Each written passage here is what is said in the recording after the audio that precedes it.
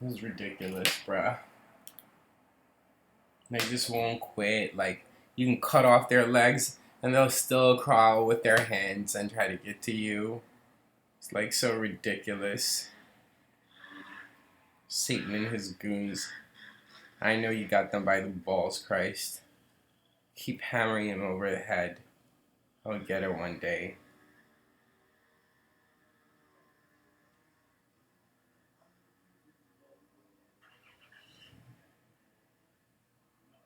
Like, I'm literally like immune to all of it. Just pop up ads.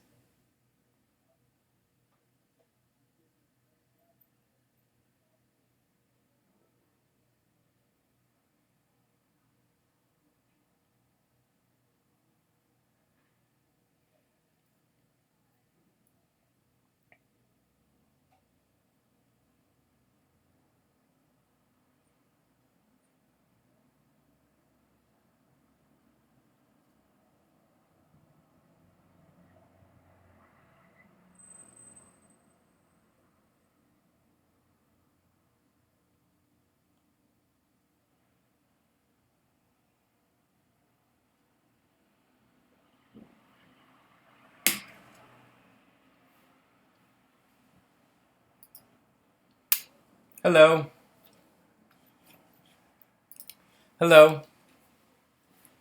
Hi, Bud. Samir. How you doing? Good, how are you? Good.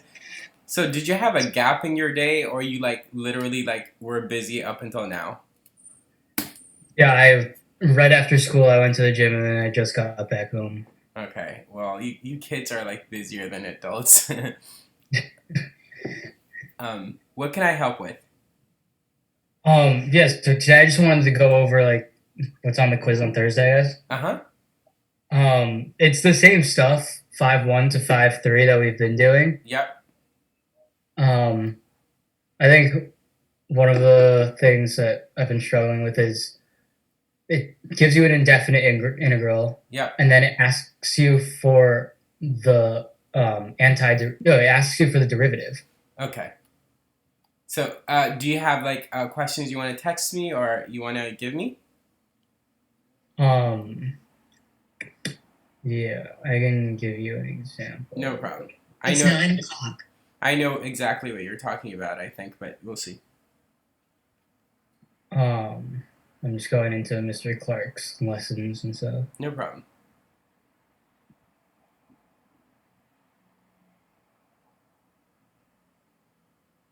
Yeah, so it's like find the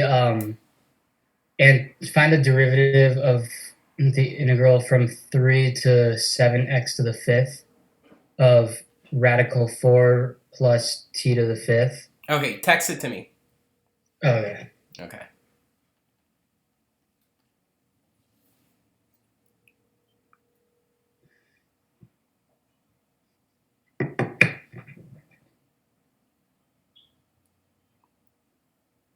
All right, got it. Yep, got it. This is what I thought you were talking about. Cool.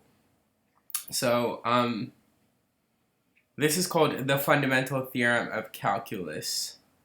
And so what you do is this. So it's kind of like this, right? Like, let me like I guess I could try to like show you the overall picture. So like let's say that you were doing integral from like some function f of x to g of x of h of t dt. Well, so you need to know the antiderivative of h of t. So let's say that like little h of t is the derivative of some function, some function that is the antiderivative of little h of t. So capital H of t like this. So in other words, the derivative of some function capital H of t is little h of t. Fine, but then that means that like this here will have to equal um, capital H of t, the antiderivative evaluated from f of x to g of x. Now, what you're asking me to, well, okay, so what will this be? Let's execute it. So it will have to be h of g of x uh, minus h of f of x. Am I making sense so far? Yeah. Okay. Now, what you're being asked to do is take the derivative of this. So I picked the hardest of the three questions you gave me, which is the last. So what you're being asked to do is to find the derivative ddx of the integral. Ah, I see. So this here is asking you to do the derivative ddx of this here, which is the same as doing the derivative ddx of this here. So then, well, if we do the derivative of this by chain rule, what will it end up being? Well, actually, let me give you an opportunity to talk and see what you could do. So, like, first thing we could say for sure is like everything that I have written in blue. Let me number them: 1, 2, and 3 here, and the parentheses. All three of them are the same. So then the instruction is take the derivative of it. Well, it's easiest to consider taking the derivative of the version 3. So if you have to take the derivative of, I'll box it in green. This right here, what would you say it is? H prime of g of x. Yeah, that's a great start. Yep, hold on. Sorry. Let me write in blue. That's a great start. H prime of g of x, times g of x. Times g of x. Oh, do you not do the product rule for this? Well, chain rule. Oh, okay. H prime of g of x times the derivative of g of x. Yeah, exactly. G prime of x. Got it. And then continue. Minus h prime of f of x times f prime of x. There you go. You've just proved now why you're going to an Ivy League school. Okay, so, but wait, like we could substitute a little bit because what did we claim h prime is? It's little h of t. Exactly. So then what we have is little h of g of x times g prime of x minus little h of f of x times f prime of x. So there are two theorems that are called the Fundamental Theorem of Calculus, and they call them part 1 and part 2.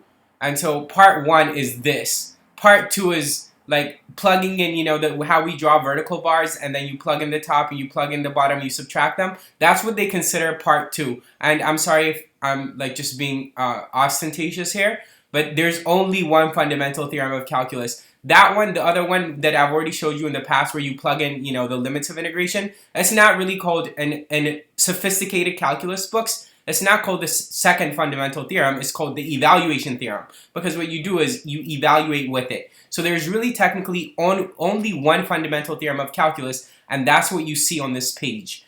And what it's saying is like basically like what it helps you deal with is it helps you take the derivative of an integral. And so that's how you know you're dealing with the fundamental theorem of calculus, when you have to take the derivative of an integral. Another thing is like very important little notes is that like, well, you're taking the derivative with respect to x.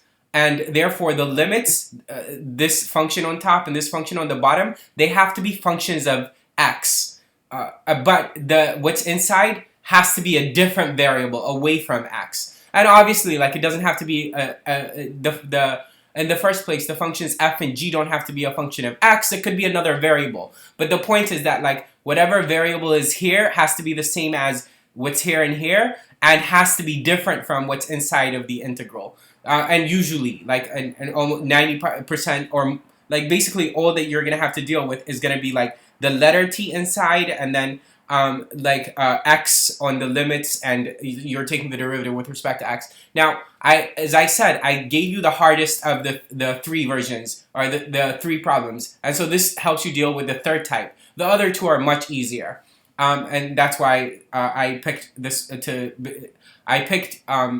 be the start of our discussion. Now, sorry, so I'm saying that like the function f of x here in the bottom, right here, it may just be a constant, and those are simpler cases. So like now that you've seen like the hardest case, I'll go to the easier cases, but like let's first summarize like what happened with the hardest case, right? In the hardest situation where both the lower limit and the upper limit are functions, the bottom isn't a constant, they're both functions. What you do is, well, you take the top right? G of x, plug it into whatever's inside. Like, so the the little h function, you plug it in. That's what we have done here. And then you multiply by the derivative of g of x. And then do minus. You do the same with f of x and multiply by the derivative of f of x. So this is via chain rule that we do all that. Now, so this is, as I said, the hardest situation. So on the simpler cases, again, if we just talk big picture, and I'm very happy that you like understood the big picture. You know, the easier cases are like, you know, dealing with something like this. You have a constant a here, and then you have a constant f of x here, and then what has to be, I'm going to write g. G of what inside? Any other variable. Exactly.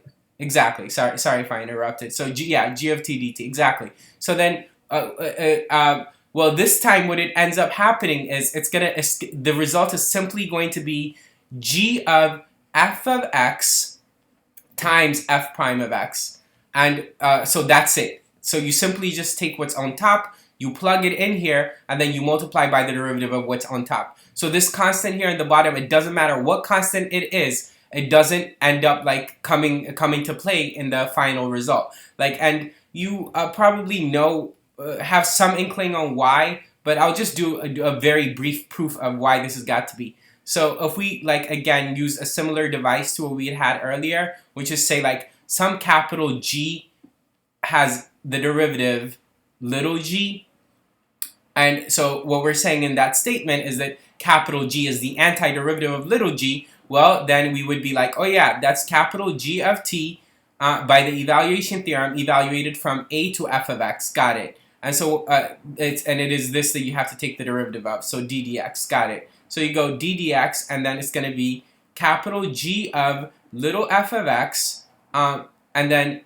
minus capital G of a. Now, when you take the derivative of this, in this part, you're going to get capital G prime of f of x, and via chain rule times f prime of x.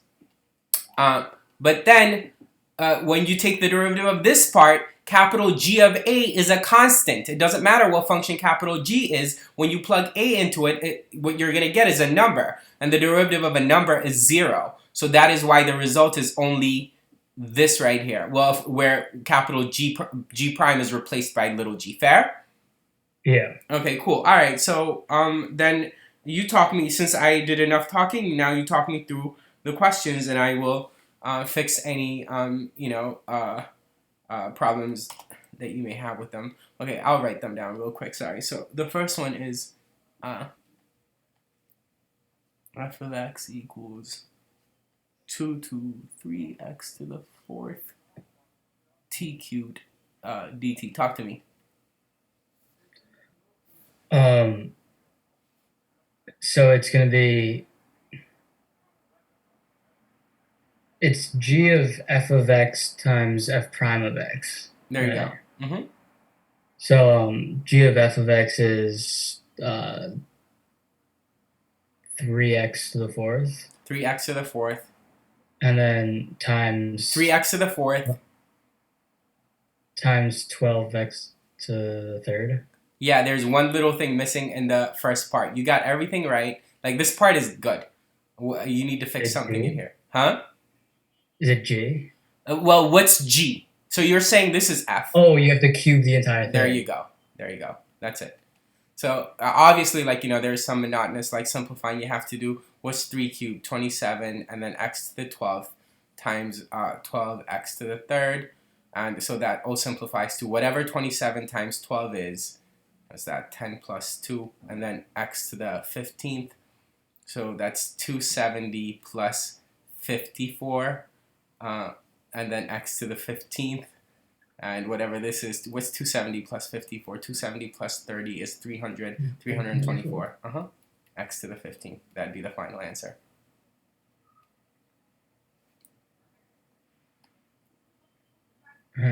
Yeah. Okay, cool. What's next?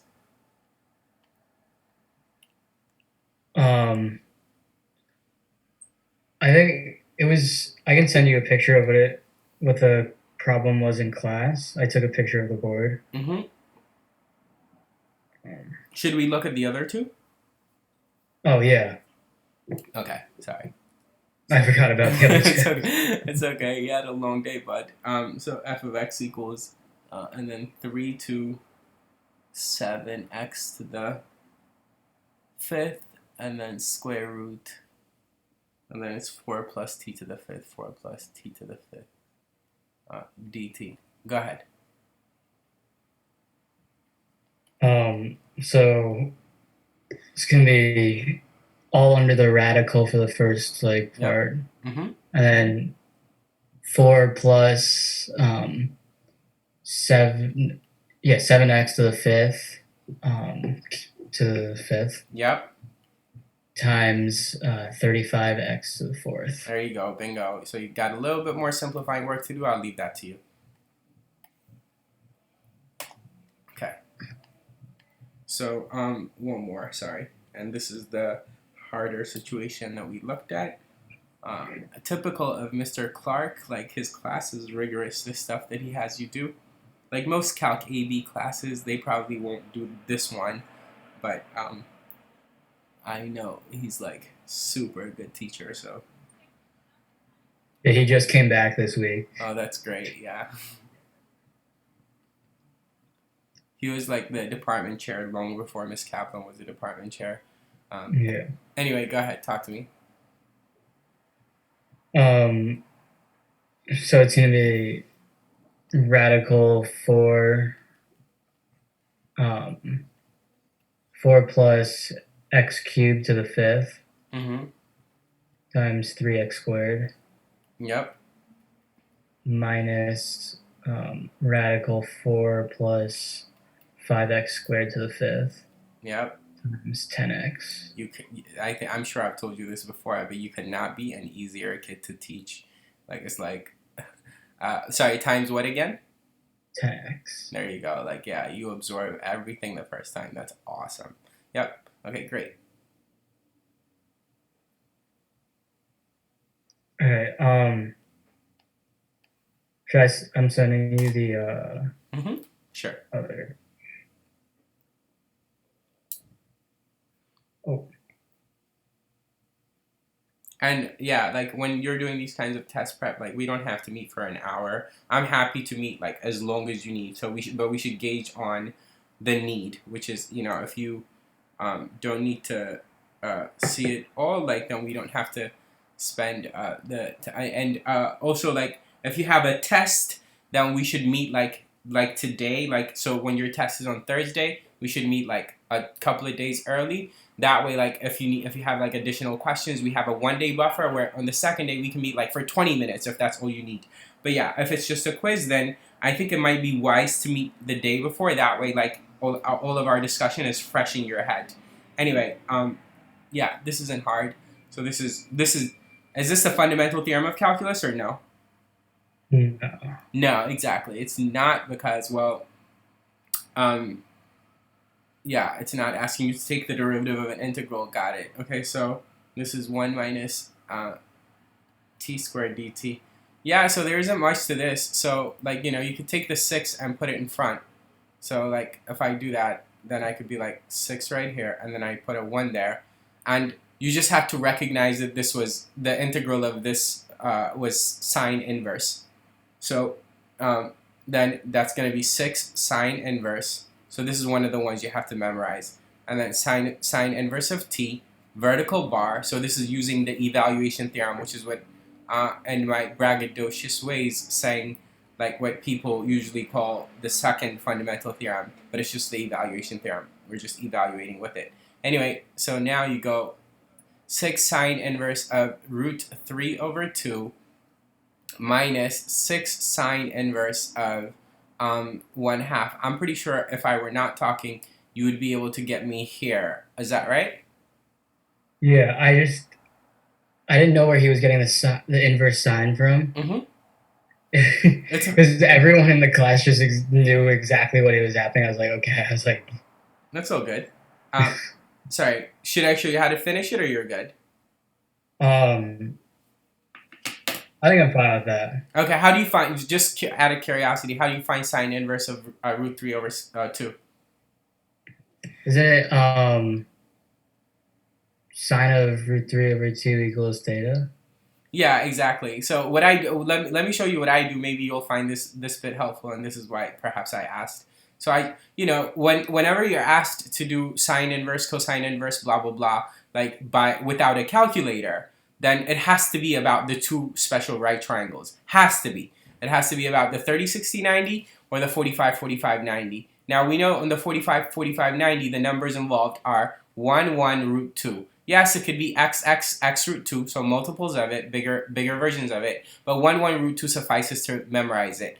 And so then this would be 45 here, and therefore this also 45 right there. Now, when root 3 is involved, you know it's got to be about the 30 60 90. So the clue is 45 45 90 involves 1 or root 2, so the way you are going to see it is 1 over root 2 or root 2 over 2. The other version of 1 over root 2. But yeah, when root 3 is involved, you know it's a 30, 60, 90. Draw it quickly. Root 3 right there. 1 here, 2 here.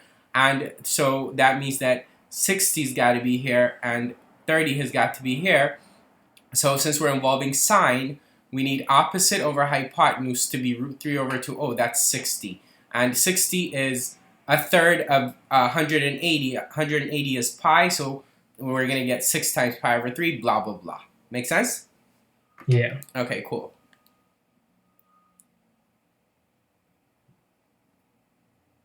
So then the next one is just going to be 6 times pi over 6. Exactly. All right. And I sent you. I just resent you one of like the homework stuff that you gave me. Mm-hmm. Because we went over this kind of it's E, the one. Yeah. Okay. Sure, no worries.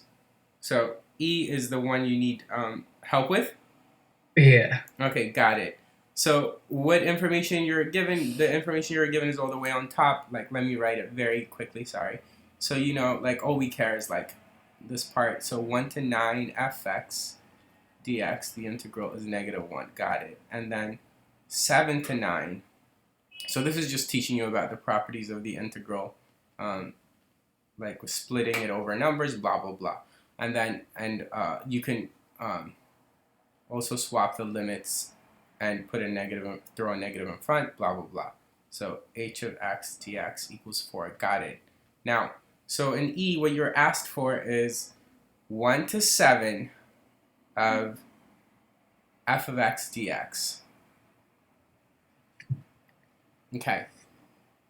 So you have, yeah, sure. Like, so 1 to 7 f of x dx should be like, shouldn't it be 1 to 9 f of x dx minus 7 to 9 f of x dx? Because, like, what does the integral mean? It's the area. Let's say generically that this is the function f. Fine.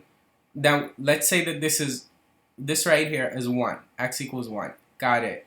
And so let's say that this right here is x equals 9. So 1 to 9, which you're given the value of, which is -1, is telling you this, giving you the area here. And 7 to 9 is giving you the area, let's say x equals 7 is right here. 7 to 9 is giving you the area from here, from here on. So then if you want the area from 1 to 7, you should subtract the 2. And yeah, that gives you exactly this. So in our case, obviously my visual doesn't correspond because 1 to 9 looks like is negative, meaning the function f dips below the x-axis in parts, blah, blah, blah. But like, yeah, so you just got to do -1 and then minus 5. So the answer is -6. Oh, so I got it right. Yeah. Because we did a problem like this during class, and I was like, he explained it in a super confusing way. Okay. I was like, no, I get that. Okay, no worries. I mean, I think that was like all the questions I had on 5.1 to 5.3. I feel like we've been doing that for a while. Yeah. So I want to meet with you like for 10 minutes, maybe. Like actually, 15. I don't know. Actually, I don't know that we need to. like if your quiz is not, if you're sure your quiz is not on it, like hold on, I'll look through your text. Like, well, so we don't need to meet about anything I sent you. You can just send me like the work you've done, and oh shoot, you texted me. I didn't see. I'm so sorry, but I'll look through ahead of our next meeting and check the work that you sent me. I'm so sorry. I didn't see the work you had sent me. I'm never like around my phone. You know, math people like scatterbrain and stuff. Anyway, like hold on. But when the first day we worked on 5.1, I asked you to send me textbook pages, and there was something that you sent me on the textbook pages that caught my eye. I'm looking for it. I'll show you. Okay, this here. That, like, you know, I want to make sure your bases are covered on it, but it looks like you have not had to deal with this. And so basically anything that I was teaching you to get ahead, we can do that on a separate meeting. I just want to prepare you only for your quiz. So we can end this session as soon as I, you know, write this down, and like we can discuss it at a future session. It's not, for the AP exam, it's not going to show up because it's a tad bit too sophisticated for the AP. But this is problem 20 on page 342. I'll write it. I equals 1 to n, and then it's 2 over n, and then it's 5 plus 2I over n to the 10. So this is a really cool idea. It's really fun. It will require like a 20-minute discussion just doing this problem. It will aid your understanding of like integrals even more, but we do not need to discuss it if it's not on your quiz. So you're 100% sure that something like this is not going to be on your quiz? We went over something like this in class. Okay. And you get it?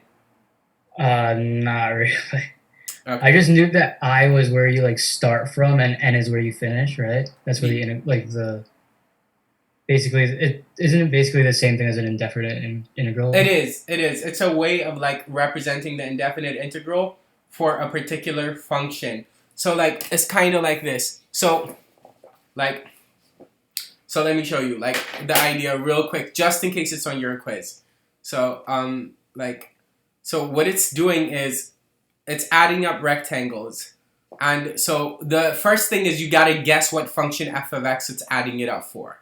So it must be, in this case, it must be, I'm guessing, just like you, but I'm pretty sure my guess is right. And it's doing it for the function 5 plus x to the 10th power. And so let's say that that's the function 5 plus x to the 10th power. It doesn't actually matter what it looks like. My drawing is sufficient. Now, the other thing you have to figure out other than the function is like where do you start and where do you end? And so like it could be, and it could start from like 2 to 4, or like if we made it simpler, it could be 0 to 2. So like let me do 2 to 4. Now look, so if you have 2 to 4, what's the width of this this interval right here? What's the width? Huh?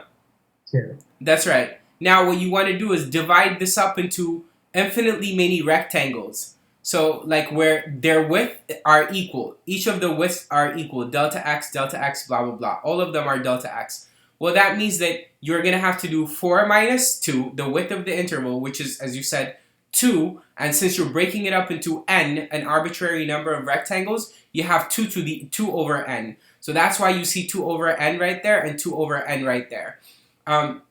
Otherwise, the only other thing that you had to guess was like what the function was. Let me actually see what the instructions are for the question in your book. But this is basically the idea. And since you don't think it's going to be on your quiz, we don't need to really discuss it more thoroughly than this unless you want to. And obviously, like that. It might be. Oh yeah. If he said it, like if he did it in class, he might just like slip it in there. Okay. So did what from what I have said like right now, like what additional thing do you feel you need? I mean, is there any like actually solving from this, or is it like just you explain what it means? No, so you're supposed to represent it as an integral, and actually I think I made one little mistake. So it's not the function is not 5 plus x to the 10. It's it's simply x to the 10. Now, let me show you. So this is what it is. Like, let me be a bit more precise. Sorry. Okay. So again, what the actual function looks like doesn't matter, but let's say, and this is how I knew that it's 5. So this is your first x, x0. Then let's say that the first rectangle is going to look like this. The second rectangle, well, the only thing that you need to ensure are the rectangles are of equal width. Okay, so you divide it up into n rectangles. We didn't say what n is, so it could be like whatever many. And so for the drawing, what I have is sufficient. Now, so the first x is x0. This is x1. This is x2, blah, blah, blah. Now, so, like, what's the area of the first rectangle right here? Well, how would you find it? It depends on if you're using left sum or right sum. And this kind of a representation, it doesn't matter whether it's left or right. But the point is this. Like, you want to generically define some xi here. Remember, I didn't say how many x's you're using. It could be like 100. It could be 200. All we said is it's n many.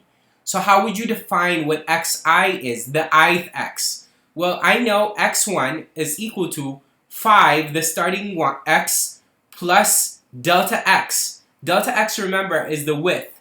And they're all equal widths. So they're all delta x's, these little guys on the bottom of the rectangles, right? So if x1 is 5 plus delta x, what's x2 equal to? Shouldn't it be the same thing? X2. How do you get to x2 from the starting point? What's this? 5 plus 2 delta x. Yeah, 5 plus 2 delta x. And then what's x3? 5 plus 3 delta x. There you go. Now, what is xi? 5 plus I delta x. There you go. Bingo. Beautiful. Excellent. So, there you go. Now, what is delta x, though? The width of one of them.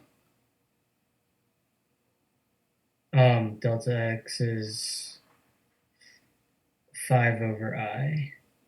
Close. What's the width of any one of them?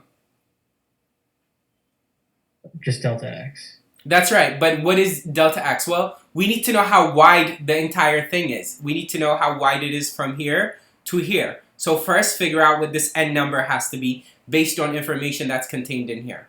What does that n number have to be? I'll clue you in. What we did earlier was is a hint.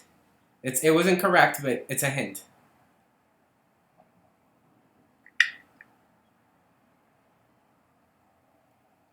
Oh, 5 minus 2 over n? Yeah, it's something minus 5 over n. So what is that something? Is it the 2i over n? No, it's okay. Oh, no, it's okay. Is it the x? Yeah, what's the terminating x is what I'm asking. What's the x all the way on the right? I'll tell you. One of my favorite numbers, 7. How'd you get 7? Because I see this here, like whatever is like not involved in your function has to be delta x automatically. On a similar question, this here has to be delta x. So I know that the n is just dividing it up into n arbitrary mini rectangles. So the numerator, the 2, clued me into the fact that it had to be 5 plus 2 on the far end. Because we had to have done 7 minus 5 over 2. Make sense? Yeah. Okay. Sorry. 7 minus 5 over n, which is delta x is 2 over n. So use that as your clue. So then now, like, you see how we were defining these arbitrary x's? Well, now we have a precise, expression for delta x, which is it's 2 over n in all of them. So we see that a generic x, xi, is equal to 5 plus I times 2 over n. So then you see that like the area of one of these generic rectangles, let's find the area of this rectangle. It would be f of xi. So f of xi would be like, f of xi would be, sorry, where do I write? Where can I erase? Well, we can jot this in our head so I can erase here. Sorry. f of xi would have to be like, we use the generic xi, which is 5 plus I times 2 over n, and then, well, you see the 10th power. It is from that I figured out that f of x has to be x to the 10th. And it's also from that I figured out that the initial x is 5. And so then now it all checks out because, well, one of these rectangles, right, is going to be the function's value at xi, which is 5 plus I times 2 over n to the 10th power, times the width. The width is delta x, that's 2 over n. So you have over 2 over n. And then, so this generically defines any xi. Times delta xi, let's call it. So this generically defines one rectangle, is what I meant. So you want to add up the rectangles. And it is then where sigma comes into play. Because sigma says add. From where? From the first x to the nth x. So ignore that I used x0, could have been x1, it doesn't actually matter. But anyway, so the one generic rectangle is defined by the expression inside of sigma. Sigma is telling you to add up all the rectangles and n going to infinity, meaning use infinitely many rectangles. When you do, what you're going to get is the rectangles are going to turn into vertical lines and you're going to perfectly fill in the area under the curve. So the task you were asked to do is to figure out that all of this, the sigma expression, is equal to